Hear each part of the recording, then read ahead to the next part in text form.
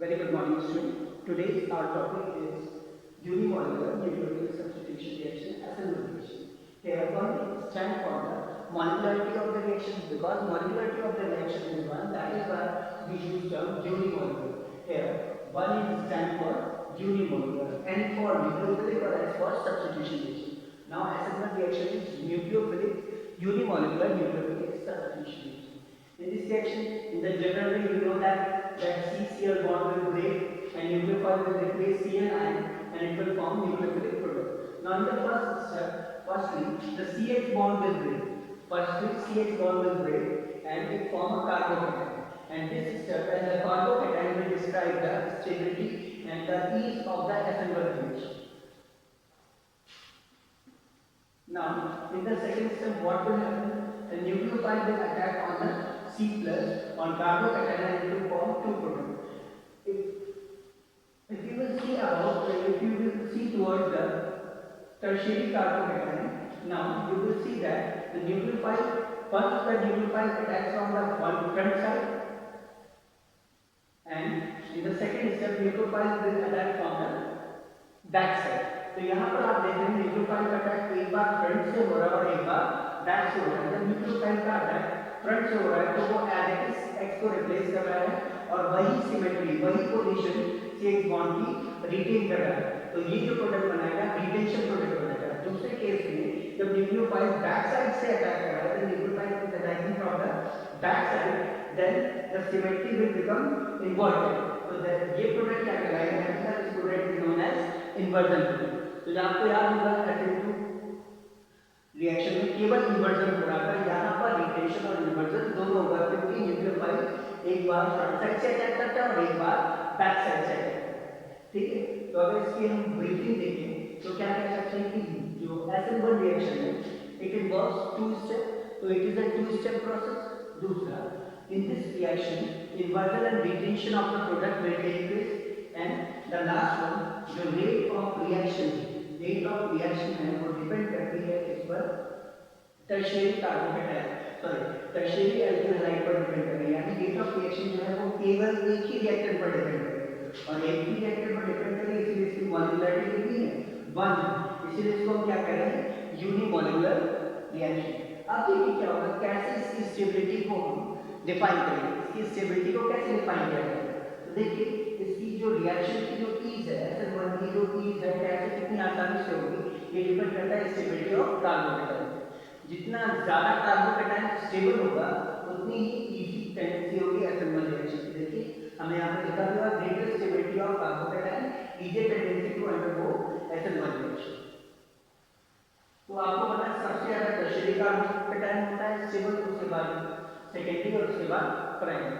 तो सबसे ज्यादा कौन टेंडेंसी रखेगा SN1 रिएक्शन को शो करने की? Tertiary carbocation. सेकेंडरी और प्राइमरी में देखिए अगर हम क्या करें कंपैरिजन करेंगे तो सबसे ज्यादा टेंडेंसी कौन शो करेगा? Tertiary carbocation. अगर हम बात करें बेंजील क्लोराइड या हम बात करें एलाइलिक क्लोराइड की, एलाइलिक हैलाइड की, तो उस केस में क्या होगा, ये दोनों ही प्राइमरी एल्किल हैलाइड्स हैं, लेकिन रेजोनेंस होने की वजह से ये दोनों भी SN1 रिएक्शन आसानी से फॉर्म करेंगे क्योंकि ये बीच में कार्बोकेटाइन बनेगा। वैसे तो 1 डिग्री कार्बोकेटाइन की टेंडेंसी SN1 रिएक्शन को शो करने की नहीं होती है, लेकिन जो बेंजाइल और एलाइलिक कार्बोकेटाइन है ये रेजोनेंस शो करते हैं और रेजोनेंस के ड्यूरेशन में यहाँ पर कार्बोकेटाइन फॉर्म होता है, that is why they will also show SN1 reaction या SN1 रिएक्शन मैकेनिज्म। तो आपको ये ध्यान रखना है कि बेंजाइलिक और एलाइलिक एल्किल क्लोराइड जो है, बेंजाइलिक क्लोराइड और एलाइलिक क्लोराइड या बेंजाइलिक क्लोराइड और allylic chloride 1 degree carbon contain करने के बावजूद भी SN1 रिएक्शन शो करते हैं। क्यों? क्योंकि इनमें रेजोनेंस होता है और रेजोनेंस की वजह से ही कार्बोकेटाइन फॉर्म करते हैं, that is why they will also show SN1 reaction. Clear? अब इसके हम कुछ न्यूमेरिकल कर लेते हैं। Hello students, once again I am here now. अब आज का जो टॉपिक है हमें उसमें क्या करना है कि हमें कुछ न्यूमेरिकल्स करने हैं या हम ये कह सकते हैं कि कुछ ऐसे क्वेश्चंस करने हैं जिसमें हमें आइडेंटिफाई करना होगा कि गिवन कंपाउंड कौन सी रिएक्शन फॉलो कर रहा है, SN1 या SN2। ठीक, तो पहला क्वेश्चन हमारा क्या है, देखिए following pair which would undergo SN2 mechanism, ये एनसीईआरटी का क्वेश्चन है। तो देखिए सबसे पहले अगर आपको कोई भी रिएक्शन दी हो, चाहे वो SN1 चूज करना हो चाहे वो SN2 चूज करना हो, तो आपको सबसे पहले आपको क्या ध्यान रखना है कि सबसे पहले आप आइडेंटिफाई करेंगे कि CX बॉन्ड से जुड़ा हुआ जो कार्बन है, CX बॉन्ड से जुड़ा हुआ जो कार्बन है वो प्राइमरी है, सेकेंडरी है, टर्शियरी है। ठीक, तो सबसे पहले अगर आप यहाँ पर देखें तो इस कंपाउंड में ये CCl बॉन्ड है, तो इससे एक H और एक एल्किल ग्रुप जुड़ा हुआ है, तो यानी एल्किल ग्रुप केवल एक जुड़ा हुआ है, तो एक ऐसा कार्बन हो गया प्राइमरी कार्बन है। सिमिलरली यहाँ पर अगर हम देखें तो CX बॉन्ड से दो कार्बन जुड़े हुए हैं, तो ये कैसा हो गया सेकेंडरी कार्बन। और आपको पता है कि जब हम SN2 मैकेनिज्म की बात करते हैं तो उसमें ये बताया गया था कि less statically hindered compound easier tendency to show SN2 reaction. तो अगर आप देखिए 1 डिग्री जो कार्बन होता है जिसमें एक भी एल्किल ग्रुप CX से नहीं जुड़े होते हैं या फिर एक एल्किल ग्रुप जुड़ा होता है, तो उसमें स्टेटिक हिंड्रेंस कम होता है क्योंकि एक ही ग्रुप जुड़ा हुआ है, तो सबसे ज्यादा टेंडेंसी होती है SN2 रिएक्शन को शो करने की प्राइमरी एल्किल। उसके बाद इसमें दो एल्किल ग्रुप जुड़े हुए हैं, तो यानी यहाँ पर क्या हो गया स्टेटिक हिंड्रेंस थोड़ा सा बढ़ गया, तो 1 डिग्री 2 डिग्री की टेंडेंसी 1 डिग्री से कम हो गई, और 3 डिग्री की अगर बात करें तो 3 एल्किल ग्रुप जुड़े हुए हैं, तो स्टेटिक हिंड्रेंस बहुत ज्यादा बढ़ गया, तो उसकी वजह से यहाँ पर इसकी जो 3 degree carbon 3 degree alkyl halide है उसकी टेंडेंसी जो है SN2 को शो करने की सबसे कम होगी। तो यहाँ पर देखिए क्या है प्राइमरी एल्किल हैलाइड है और ये क्या है secondary alkyl halide. Primary alkyl halide less statically hindered होता है सेकेंडरी एल्किल हैलाइड के कंपैरिजन में, तो ये आसानी से शो करेगा SN2 reaction, SN2 mechanism easy. तो इन दोनों में सबसे इजीली SN2 मैकेनिज्म कौन शो करेगा, this compound. Is it okay? अब नेक्स्ट कंपाउंड पे देखते हैं। तो अगर आपको दोनों सेम टाइप के एल्किल ग्रुप जुड़े हैं, यहाँ पर भी दोनों में ही ब्यूटिल है, मेथ एट प्रोब्यूट, दोनों में एल्किल ग्रुप सेम है। अब उस केस में आप क्या करेंगे, उस केस में जो भी हैलाइड है उसके साइज को हम देखेंगे। As you know that moving top to bottom in the 17, the size of ion, the size of halide ion increases. तो यहाँ पर आयोडाइड आयन का साइज ज्यादा है और Cl आयन का साइज कम है। तो जिसका साइज कम होगा तो उसके अंदर वहाँ पर CH बॉन्ड की अट्रैक्टिव टेंडेंसी स्ट्रेंथ क्या होगी, ज्यादा होगी, तो वो आसानी से ब्रेक नहीं करेगा। तो जहाँ पर साइज ज्यादा होगा तो वहाँ पर अट्रैक्शन कम होगा, यानी बॉन्ड की स्ट्रेंथ इन दोनों के बीच बॉन्ड की स्ट्रेंथ क्या होगी, कम होगी, तो ये आसानी से बॉन्ड ब्रेक होगा। तो यानी ये जो I माइनस है वो बेटर लिविंग ग्रुप होगा, आसानी से ब्रेक करके चला जाएगा।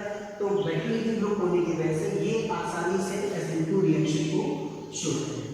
तो आपको दो टाइप के क्वेश्चन पता चल गए हैं कि पहले क्वेश्चन में आपको अगर एल्किल ग्रुप डिफरेंट है तो आपको ये आइडेंटिफाई करना होगा कि CH बॉन्ड से जुड़ा हुआ कार्बन प्राइमरी सेकेंडरी या टर्शियरी है, और फिर फर्स्ट ऑर्डर को देख करके आप बता सकते हैं। अगर दोनों में एल्किल ग्रुप सेम है तो फिर आप साइज ऑफ हैलाइड आयन को देख करके आप बता पाएंगे कि रिएक्शन SN2 है, SN1 है या, ठीक है। तो इस तरीके से ये दो क्वेश्चन हो गए। अब नेक्स्ट वीडियो में हम इसी से रिलेटेड कुछ और क्वेश्चन भी करेंगे।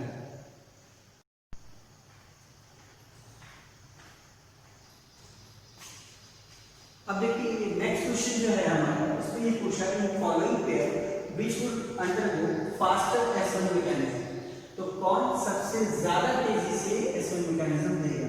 तो अगर आप याद रखो, अगर आपको SN1 मैकेनिज्म के केस में जो वर्किंग सबसे ज्यादा फास्टर SN1 रिएक्शन कौन दे रहा था, 3 डिग्री, देन 2 डिग्री और देन 1 डिग्री। तो सबसे पहले आपको चूज ये करना है कि कौन सा 3 डिग्री है, कौन सा 2 डिग्री है या 1 डिग्री का है। तो CH बॉन्ड से जुड़ा हुआ C लेंगे, तो अगर आप देखिए यहाँ पर ये C कितने से जुड़ा हुआ है, 1 2 और 3, तो यानी ये वाला जो कार्बन है, यानी ये जो है वो कितना है 3 डिग्री कार्बन। और अगर आप यहाँ पर देखिए ये वाला कार्बन जो है इससे एक कार्बन और 2 कार्बन, तो ये कितने से जुड़ा हुआ है, 2 से, तो ये कितना हो गया 2 डिग्री कार्बन। तो उस केस में क्या होगा, अगर आप ध्यान से देखिए ऑर्डर को फॉलो करें तो 3 डिग्री कार्बन ये और ये 2 डिग्री कार्बन है, तो आपको पता है कि SN1 रिएक्शन के केस में जो सीक्वेंस होता है, ऑर्डर होता है, इसका SN1 रिएक्शन को देन 1 डिग्री। तो यहाँ पर CCl बॉन्ड या CCH बॉन्ड से जो तापमान 3 डिग्री है, इसीलिए this compound will show faster S1 reaction, ये ज्यादा तेजी से S1 रिएक्शन को शो करेगा। क्लियर?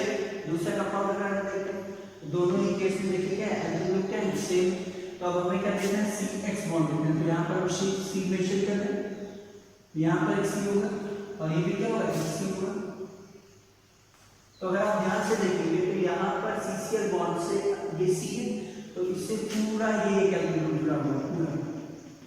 तो यानी यहाँ पर केवल एक ही एल्केन ग्रुप जुड़ा हुआ है, तो ये कैसा हो गया, primary carbon.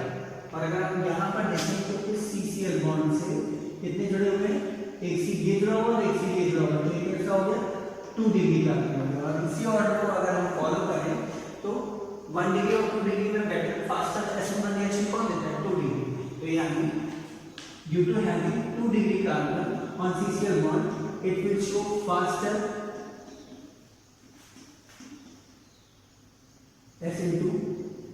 faster SN1 reaction। तो इस तरीके के क्वेश्चन बोर्ड्स में काफी पूछे जाते हैं, इसलिए हमने यहाँ पर इसको सॉल्व करा दिया। आप पूरे फोकस के साथ इस तरह के जितने क्वेश्चन को सॉल्व करिए।